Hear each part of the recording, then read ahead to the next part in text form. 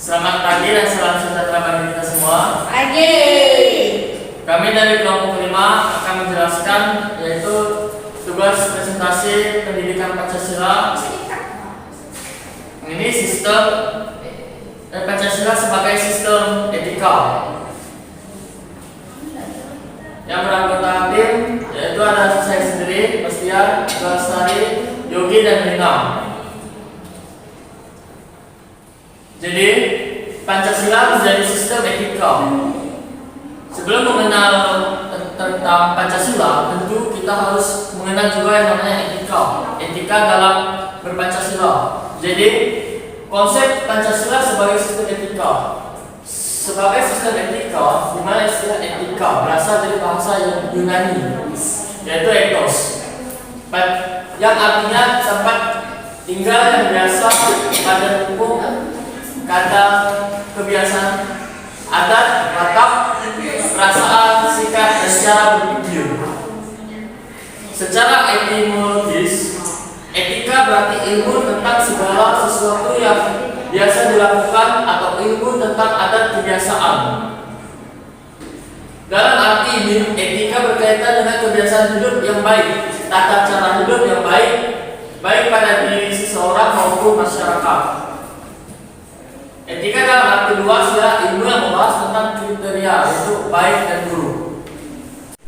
Adapun aliran-aliran etika, yaitu ada beberapa aliran etika yang dikenal dalam bidang filsafat, meliputi etika keutamaan, teologis, dan deontologis. Etika keutamaan atau etika kebijakan adalah teori yang mempelajari keutamaan, artinya mempelajari tentang perbuatan manusia itu baik dan buruk. Etika kebajikan ini mengarahkan perhatiannya kepada keberadaan manusia. Beberapa watak yang terkandung dalam nilai keutamaan adalah baik hati, kesatria, belas kasih, terus terang, bersahabatan, murah hati, benaran, percaya diri, suka bekerja sama, berani, santun, jujur, hampir, adil, dan ugari, dan berkurang atau dalam bahasa bersahaja. Disiplin, mandiri, bijaksana, peduli, dan toleran. Jadi etika itu banyak sekali dalam artiannya. Terus etika teologis ialah teori yang menyatakan bahwa hasil dari tindakan moral menentukan nilai tindakan atau kebenaran tindakan, sangat baik atau memiliki asas-asas moral tertinggi. Akan tetapi hasil tindakan moral itu berbahaya atau jelek. Yang ketiga, C. Etika Pancasila. Etika Pancasila adalah cabang filsafat yang menyebarkan dari sila-sila Pancasila untuk mengatur perilaku kehidupan masyarakat, berbangsa, dan bernegara di Indonesia. Oleh karena itu, dalam etika Pancasila terkandung nilai-nilai ketuhanan, kemanusiaan, persatuan, kerakyatan, dan keadilan. Kelima, nilai tersebut membentuk perilaku manusia Indonesia dalam semua aspek kehidupannya. Mendekati diri manusia kepada Sang Pencipta, ketaatan kepada nilai agama yang dianut. Sila kemanusiaan mengandung dimensi humanus, artinya menjadikan manusia lebih manusiawi, yaitu upaya meningkatkan kualitas kemanusiaan dalam pergaulan antar sesama. Sila persatuan mengandung dimensi nilai solidaritas, rasa kebersamaan, cinta tanah air. Sila kerakyatan mengandung dimensi nilai berupa sikap menghargai orang lain. Sila keadilan mengandung dimensi nilai mau peduli atas nasib orang lain. Kesediaan membantu kesulitan orang lain. Urgensi Pancasila sebagai sistem etika. Nah, urgensi Pancasila sebagai sistem etika itu, Pancasila di sini sangat penting karena kalau seandainya Pancasila sebagai sistem etika tidak ada, maka akan ada permasalahan-permasalahan yang akan dihadapi di bangsa Indonesia. Nah, salah satu contohnya itu kayak korupsi. Terus yang kedua terjadinya aksi terorisme yang diatasnamakan agama. Terus yang ketiga masih terjadinya pelanggaran hak asasi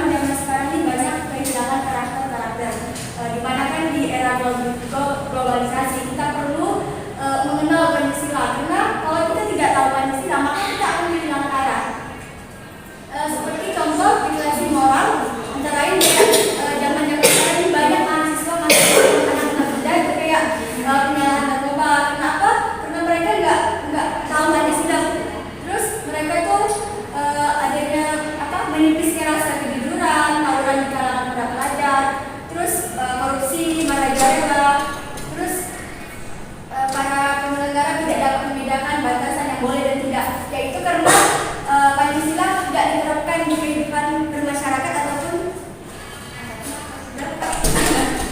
Menggali sumber histori, sosiologi, politis terhadap Pancasila sebagai sistem etika. Pertama, sumber historis. Pada zaman Orde Lama, Pancasila sebagai sistem etika masih dibentuk sebagai filosofis Grundschlag atau Weltanschauung, artinya itu nilai-nilai Pancasila belum dijelaskan ke dalam sistem etika, tetapi nilai moral-moral terdapat pandangan hidup masyarakat. Masyarakat dalam Orde Lama telah mengenal nilai-nilai kemandirian bangsa yang oleh Presiden Soekarno disebut dengan istilah berdiri di atas kaki sendiri. Yang kedua, sumber sosiologis. Sumber sosiologis Pancasila sebagai sistem etika dapat ditemukan dalam kehidupan masyarakat berbagai etnik di Indonesia. Misalnya, orang Minangkabau dalam hal bermusyawarah memakai prinsip bulat air oleh penghulu, bulat kata oleh mufakat. Sumber politis. Sumber politis sebagai sistem etika terdapat dalam norma-norma sebagai sumber penyusun berbagai peraturan perundang-undangan yang ada di Indonesia. Norma yang lebih rendah memperoleh kekuatannya dari suatu norma yang lebih tinggi. Semakin tinggi suatu norma akan semakin abstrak sifatnya, dan sebaliknya semakin rendah kedudukannya akan semakin konkret norma tersebut. Oke, argumen tentang tantangan Pancasila sebagai sistem etika. Jadi, apakah Anda mengetahui bentuk tantangan Pancasila sebagai sistem etika? Apa saja yang muncul dalam kehidupan bangsa Indonesia? Tentu seperti yang dijelaskan oleh teman saya tadi, tentu banyak sekali tantangan yang ada yang bermunculan dalam kehidupan bangsa Indonesia, dari segi korupsi, perpajakan, terus terorisme, dan yang lain-lain. Banyak sekali tantangan yang harus diselesaikan dalam penjelasan tentang urgensi permasalahan beretika. Jadi hal-hal berikut tentu dapat menggambarkan beberapa bentuk tantangan terhadap sistem etika Pancasila. Yang pertama itu tantangan terhadap sistem etika pada zaman Orde Lama. Di zaman Orde Lama ini, sistem beretika itu dapat dikaitkan dengan sistem otoriter dalam pemerintahan. Jadi di sini pada zaman Orde Lama itu terkait dengan kepemimpinan Orde Lama, itu banyak sekali pemimpin-pemimpin, pejabat-pejabat yang masih menggunakan sistem pemerintahan dalam sistem pemerintahan yang berupa sikap otoriter, yang tidak mau diatur oleh atau tidak mau mendengar suara dari masyarakat Indonesia, rakyat Indonesia. Sebagaimana yang tercermin dalam perjalanan negara yang menggunakan sistem demokrasi yang terpimpin. Jadi pada zaman Orde Lama itu sistem demokrasi yang bisa dilakukan terpimpin itu masih menggunakan sistem otoriter yang mau ingin menguasai kepentingan atau haknya sepenuhnya. Yang kedua, tantangan terhadap sistem etika Pancasila pada zaman Orde Baru, yaitu terkait dengan nepotisme, kolusi, dan korupsi. Nah, banyak sekali gambaran atau cerminan yang terdapat pada suatu sistem atau sistem beretika dalam Pancasila, terutama di Orde Baru, yang merugikan penyelenggaraan negara. Hal tersebut tentu tidak sesuai dengan sila kelima, ketidakadilan bagi seluruh rakyat Indonesia, karena nepotisme itu adalah hal yang kedua, tantangan terhadap sistem etika Pancasila pada Orde Baru. Di Orde Baru banyak sekali tantangan. Yang paling sering kita temui itu adalah nepotisme, korupsi, dan kolusi. Jadi hal tersebut yang merugikan penyelenggara negara. Tentu hal ini sangat berpengaruh pada nilai Pancasila, yaitu sila kelima, keadilan seluruh rakyat Indonesia. Nepotisme, korupsi, dan kolusi itu adalah sistem yang sistem ketidakadilan bagi masyarakat umum atau disadarkan dalam sistem Pancasila sebagai sistem beretika. Yang ketiga, tantangan terhadap sistem etika pada zaman era reformasi berupa euforia, kebebasan berpolitik sehingga mengabaikan norma-norma. Jadi misalnya muncul anarkisme yang memaksakan kehendak dengan mengatasnamakan kebebasan demokrasi. Dalam hal tersebut, tentu saja hal anarkis itu hal yang buruk, etika yang buruk, seperti yang telah dijelaskan pada sejarah yang ada pada sistem etika. Anarkisme atau memaksa kehendak itu adalah sistem etika yang sangat tidak dapat diterima karena dalam sistem Pancasila sebagai sistem etika.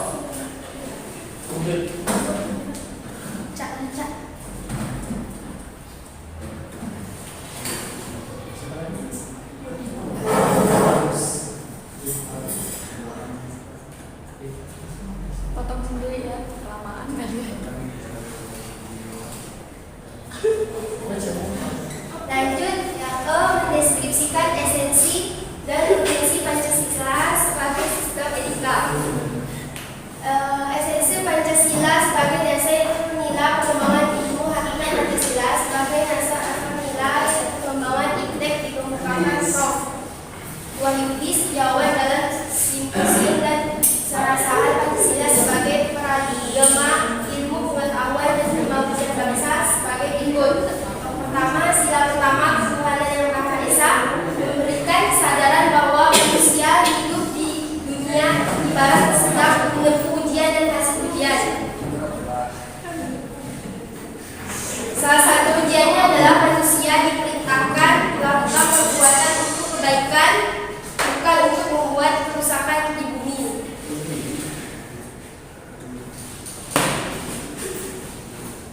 Sila kedua, kemanusiaan yang adil dan beradab memberikan arahan baik bersifat universal maupun tegas terhadap ilmuwan dan ahli teknik Indonesia,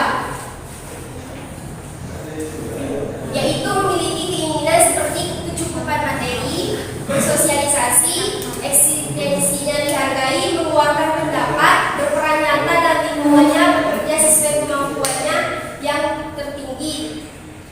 Sila ketiga, persatuan Indonesia memberikan landasan esensial bagi kelangsungan negara kesatuan Republik Indonesia. Untuk itu, ilmuwan dan ahli teknik Indonesia perlu menjunjung tinggi asas persatuan Indonesia ini dalam tugas-tugas profesionalnya.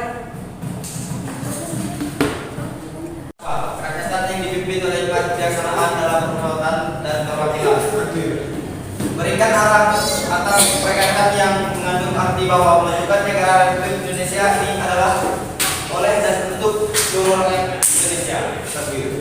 Setiap warga negara mempunyai hak dan kewajiban yang sama terhadap negara. Demikian pula halnya dengan ilmuwan dan ahli teknik wajib memberikan kontribusi sebesar-besarnya sesuai kemampuan kemajuan negara Indonesia. Sila kelima, keadilan sosial bagi seluruh rakyat Indonesia, memberikan arahan agar selalu diusahakan tidak terjadi jurang dalam kurung gap kesejahteraan di antara bangsa Indonesia. Ilmuwan dan ahli teknik yang mengelola industri perlu selalu mengembangkan sistem yang memajukan perusahaan sekaligus menjamin kesejahteraan rakyat. Mendeskripsikan esensi dan urgensi Pancasila sebagai sistem etika. Nah, urgensi Pancasila sebagai dasar nilai pemahaman ilmu. Yang pertama itu perkembangan ilmu teknologi di Indonesia dewasa ini tidak berakar pada nilai-nilai budaya Indonesia sendiri, sehingga ilmu pengetahuan yang dikembangkan Indonesia sepenuhnya berorientasi pada barat. Jadi di sini perkembangan ilmu Indonesia ini dalam artian masih belum berkembang sama sekali. Maksudnya belum berkembang sangat jauh. Jadi pada saat ini banyak dari masyarakat umum di Indonesia masih menerapkan budaya-budaya Barat. Terus ilmu pengetahuan di perkembangan Indonesia sebenarnya memang masih berkaitan dengan pada sistem Barat. Jadi pada maksudnya dalam sistem Barat ini, ilmu yang kita terapkan ini tidak sepenuhnya berasal dari perkembangan diri kita sendiri. Jadi ilmu yang kita terapkan masih menerapkan sistem negara lain atau budaya Barat. Jadi tidak banyak dari kita masih bergantung pada negara luar. Terus pengembangan ilmu pengetahuan di Indonesia masih berorientasi pada kebutuhan pasar, sehingga prodi-prodi yang laku keras di perguruan tinggi Indonesia adalah prodi-prodi yang terserap oleh pasar dan dunia industri. Contohnya, seperti yang kita ketahui, kebutuhan pendidikan atau program studi yang kita saat ini ingin kita cari atau ingin kita gali ilmunya, tentu saja banyak di negara ini yang kita dapatkan itu masih bergantung pada pasar-pasar dunia, atau contohnya seperti menerapkan program studi yang ingin mereka cari itu program studi yang lebih banyak peminatnya dibanding dengan kemampuan yang mereka miliki. Jadi kebanyakan calon-calon mahasiswa-mahasiswi yang ingin menggali ilmunya pada perguruan tinggi tentu saja berkaitan dengan sistem pasar. Maksudnya sistem pasaran yang dalam artian mengikuti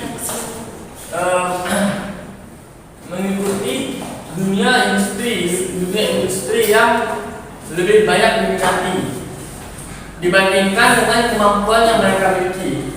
Jadi sistem etika yang dapat kita lihat di sini yaitu dalam artian masih dapat arti memilih-milih, tidak sesuai dengan kemampuan yang dimiliki oleh orang tersebut.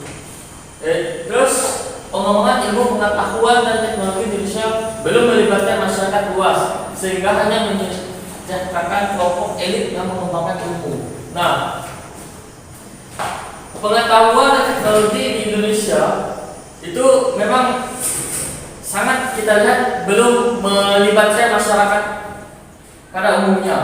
Jadi bagaimana negara kita ini masih tertinggal itu karena sistem pemerintahan ataupun para pejabat-pejabat atau pengusaha-pengusaha itu masih mengandalkan kemampuan orang-orang di luar. Jadi sebagai contoh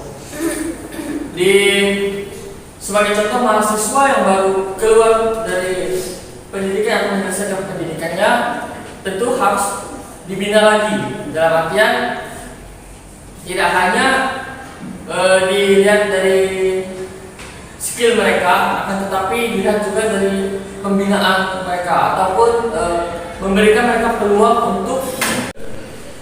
Assalamualaikum warahmatullahi wabarakatuh.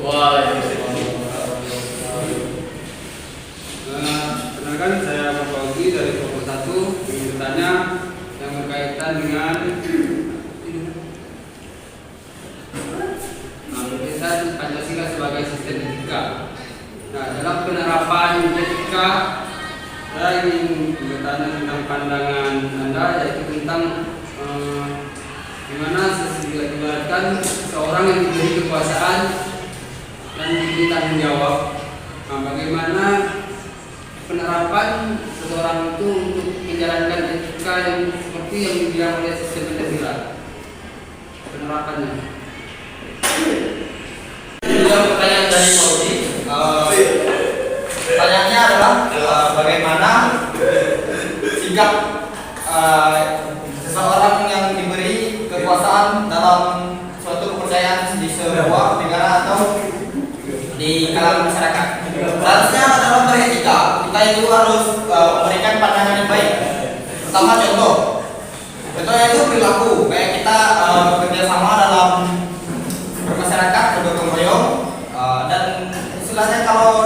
memberikan dana itu sekarang sudah banyak terjadi ya Pak Muji. Dana itu dari dari pemerintahan turun ke kabupaten, kecamatan, desa. Yang saya pelajari dari etika tersebut adalah ketidakjujuran. Nah, dari situlah kita belajar karena dana banyak itu dikorupsi dari pemerintahan DPR atau DPRD. Mungkin sekian dari penjelasan saya. Jika kurang jelas boleh ditanggapi. Jadi gimana sih dalam penerapan etika yang baik di pemerintahan agar tidak korupsi? Sedangkan Pancasila sudah memberi ya sistem Pancasila apa yang menjadi Pancasila sebagai sistem negara. Pancasila sebagai sistem apa yang membuat pemerintah ini tidak menjalankan? Nah, sekian. Jawab ya saya karena itu sudah jadi kebiasaan warga negara Indonesia Pak. Jadi sistem dari pemerintah kita udah ada ya untuk pasal dan hukum berlaku untuk pemerintahan yang korupsi. Cuman kalau masalah di negara Indonesia ini itu sudah menjadi kebiasaan. Jadi kalau masalah menurut etika itu terkadang sulitlah untuk mengatasinya. Banyak oknum yang bekerja sama untuk korupsi dalam pemerintahan itu. Sekian dan terima kasih.